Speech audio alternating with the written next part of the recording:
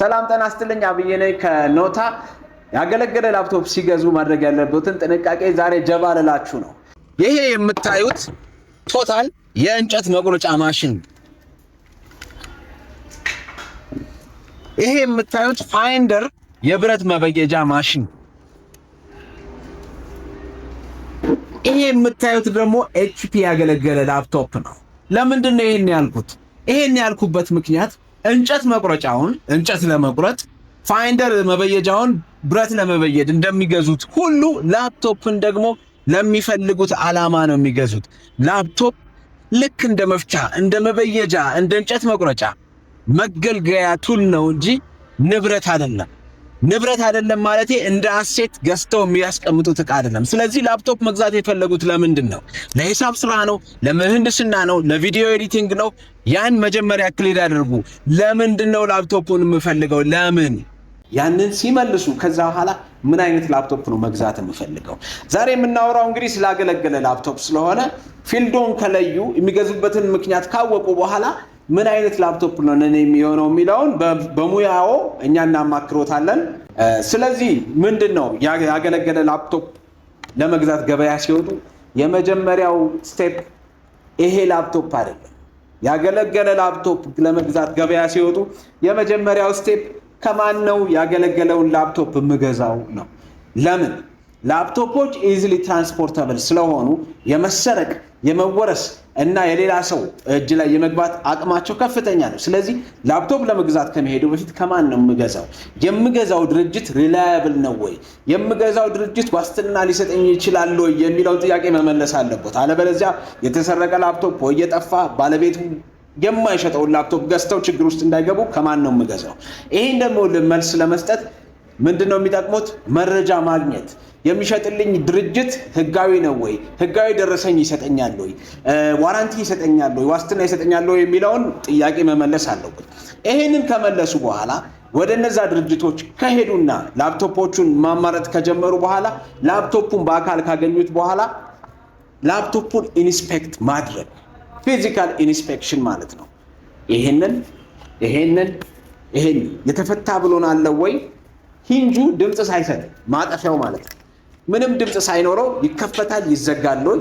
የሚያዩዋቸው ኪቦርዶች በሙሉ ይሰራሉ ወይ የሚለውን ጥያቄ ጠይቀው አጥጋቢ መልስ ሞክረው ካገኙ በኋላ የሚቀጥለው ስቴፕ ምንድነው? እነዚህ ዩኤስቢዎች፣ ኦክሲለሪዎች እነዚህ በሙሉ ይሰራሉ ወይ የሚለውን ቼክ ማድረግ ነው። ይሄንን ቼክ ካደረጉ በኋላ ስክሪኑ ላይ የተሰነጠቀ ወይም ደግሞ ዶት ያለበት ከሆነ ባይገዙት ይመረጣል። ምክንያቱም ስክሪን ሊኩዊድ ዲጂታል ዲስፕሌይ ነው። ሊኩዊድ ስለሆነ ዳሜጁ እየሰፋ ስለሚመጣ እነዚህን ነገሮች ጥንቃቄ ማድረግ አለበት። ሌላው ምን አይነት ላፕቶፕ ነው የምገዛው? 3 አይነት ያገለገሉ ላፕቶፖች አሉ። ያገለገለ ላፕቶፕ በሙሉ አንድ አይነት አይደለም። ዩዝድ የሚባል ቀጥታ ዳይሬክትሊ ይጠቀምበት ከነበረው ሰውዬ ወደ እርሶ የሚመጣ አለ። ሌላኛው ደግሞ ሪፈብሊሽድ የሚባል ነው። ዩዝድ ምንም ማሻሻያ ሳይደረግለት እንዳለ የሚሸጥ ነው። ባለበት ስታተስ የሚሸጥ ነው። ስለዚህ ማንኛውም አይነት ችግር ቢኖርበት እርሶ የችግሩ ተካፋይ ይሆናሉ ማለት ነው። ሌላኛው ከዩዝድ ከፍ ያለው ደግሞ ሪፈብሪሽድ የሚባል ነው። ሪፈብሪሽድ ላፕቶፖች ማለት ልክ እንደኛ ኤክስፒሪየንስድ የሆኑ የላፕቶፕ ሪፔር ሾፖችን ገብቶ ተስተካክሎ ያለበት ዲፌክት በሙሉ ታርሞ የሚወጣ ላፕቶፕ ሪፈብሪሽድ ይባላል። ኦቶራይዝድ የሆኑ ሪፈብሪሸሮች አሉ። ከዛ ሲገዙ ሪፈብሪሽድ ላፕቶፕ የተስተካከለ ዲፌክት ዜሮ የሆነ ላፕቶፕ ይገዛሉ ማለት ነው። ኖታ ቴክኖሎጂስ ከ17 ዓመት በላይ ሪፈብሪሽድ ላፕቶፖች ዲፌክት የሌለባቸው ዜሮ ኢረር የሆኑ ላፕቶፖችን እየሸጥን እንዳለ ገበያ ላይ የሚታወቅ ነው። በዚህም በጣም ብዙ ደንበኞች አፍርተናል። ብዙ ኮሌጅ ተማሪዎችን አስመርቀናል። ብዙ ተማሪዎችንና ሰራተኞችን ለቁም ነገር አብቅተናል። ስለዚህ ሶስተኛውና የመጨረሻው ቤስት የሚባለው ኦፕን ቦክስ ላፕቶፕ ነው።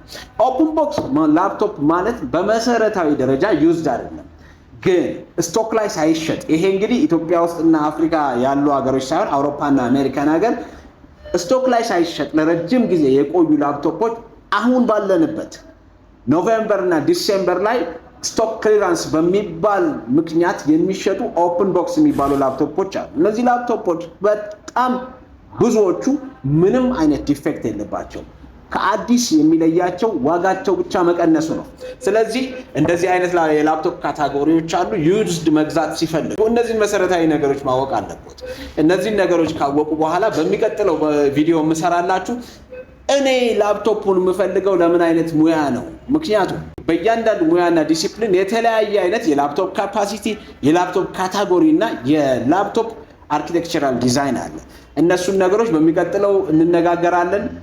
ኮፒ፣ ላይክ፣ ኮሜንት፣ ሼር ማድረጉን አይርሱ። መልካም ቀን ይሁንልዎት። አብይ ነኝ ከኖታ ቴክኖሎጂስ። ይመቻችሁ።